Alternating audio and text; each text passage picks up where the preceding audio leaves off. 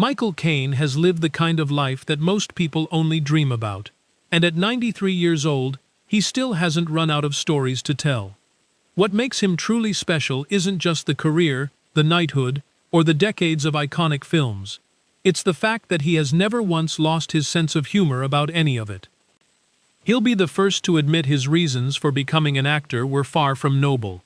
He couldn't think of anything else to do and, as he cheerfully put it, meeting attractive women seemed like a reasonable career motivator. His father, meanwhile, jumped to some very different conclusions when he heard the news. That joke alone tells you everything about the man's willingness to laugh at himself. His early life was genuinely tough. He grew up in poverty, served in the infantry, and made himself a quiet promise somewhere in the middle of it all, that if he survived, he was done with strenuous physical activity for good. He's largely kept that promise. He'll walk 4 or 5 miles a day without breaking a sweat, but only because there's no equipment involved and someone else is carrying the bag. When he started getting noticed in the 1960s, Caine became something of an unexpected sex symbol. He's told the stories with remarkable candor over the years, never taking himself too seriously. The love scenes, he pointed out, rarely had anything to do with him.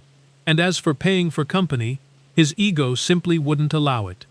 His career breakthrough came with Alfie in 1966, a massive box office hit almost everywhere in the world. Almost. In France, it flopped completely. A close French friend explained it plainly.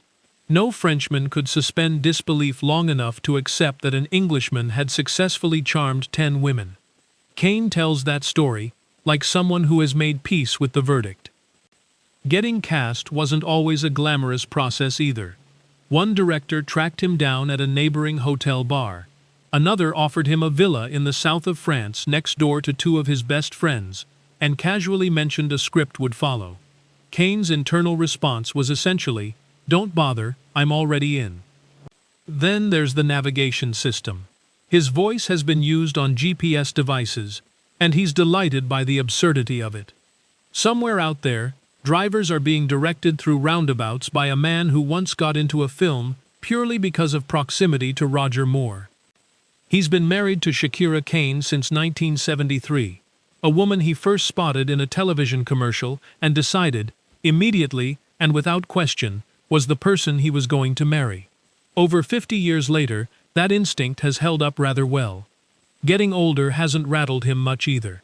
When he starred in a film literally called Youth at 82, he greeted the irony with a shrug. He's watched the roles shift, from lover to father, to eventually, a character living in a care home, and he's accepted each transition with the same dry self-awareness that has defined his entire public life. What stands out most about Michael Caine, beyond the talent and the longevity, is that when he started making money, his first instinct was to make sure everyone around him was taken care of. Houses, security, stability, shared without fanfare. If you enjoyed this, a like goes a long way. And if you want more stories like this one, subscribing keeps them coming.